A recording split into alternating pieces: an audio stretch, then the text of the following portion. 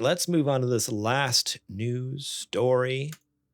Toys for Bob splitting from Activision Blizzard. Skylanders and Crash Bandicoot 4 studio being spun out, currently in talks in a partnership with Microsoft. That we'll get to that in the article. That's something that doesn't add up to me, but we'll talk about that. Skylanders is back, baby. This is from Brendan Sinclair over at, where is this? GamesIndustry.biz.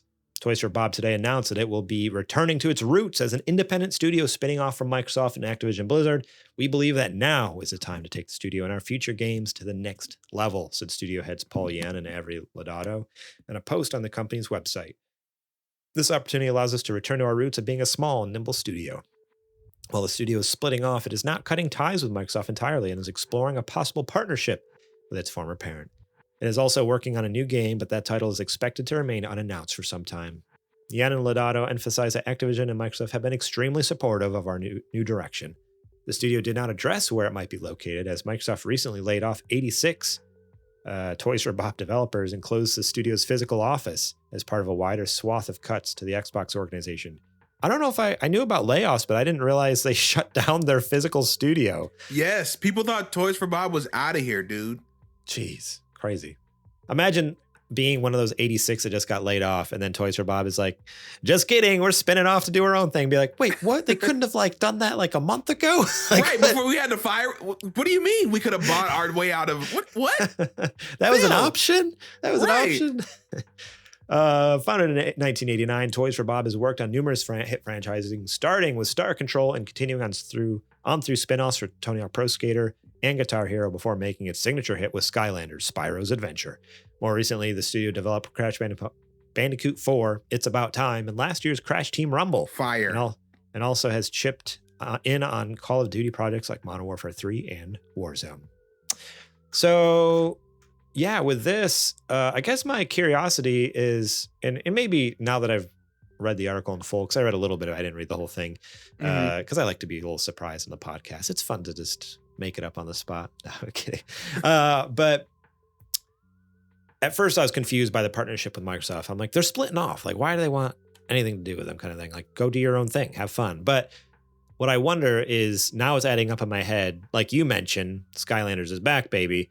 Technically, the full title of Skylanders, they mentioned it here in the post, is called Skylanders Spyro's Adventure, which is still, I assume, an Activision Blizzard and now Xbox IP. Right. So I wonder if that's the partnership, is hey, we're going to bring Skylanders back, but we need to license Spyro and Crash and stuff like that, as well as whatever their unannounced new IP is as well, which is going to be cool. But they could technically do Skylanders. I don't know if they own the Skylanders IP, but the one with Spyro in it, the one that you said,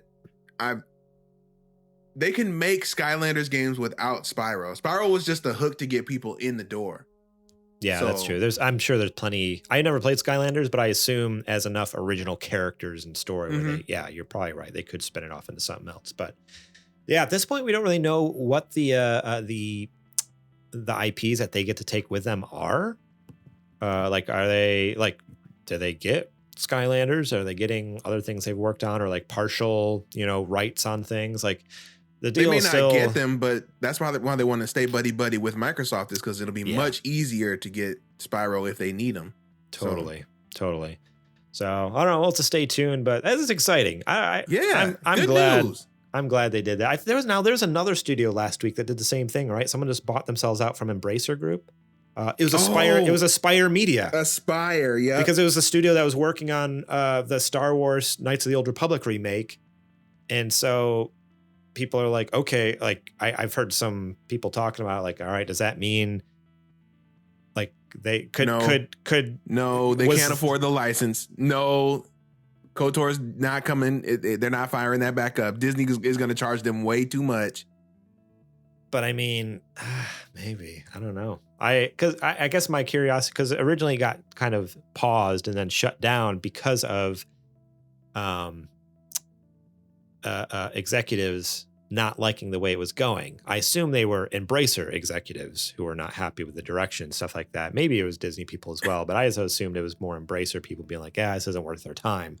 Right. Let's move on. So I don't know. I'm just wondering if Disney we never heard a for sure, and obviously we probably never will. We never heard a for sure statement from Disney saying that they didn't like what Spyro was working on. It all just came from Embracer.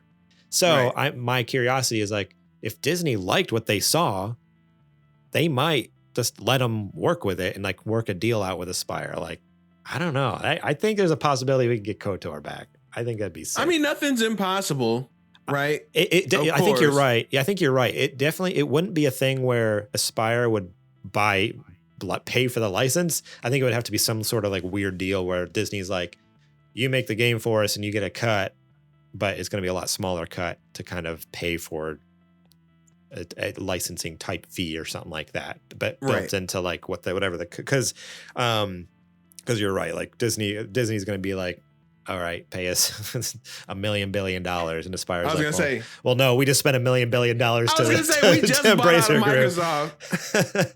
But I don't know if whoever's over at the Disney game council there is just like, hey, well, the demo we saw, we actually enjoyed it. We don't know what Embracer was talking about. They might be like, hey, Spyro, you want to team up? Let's fire the stove back up, dude. Let's get this fire roaring. Get that game out.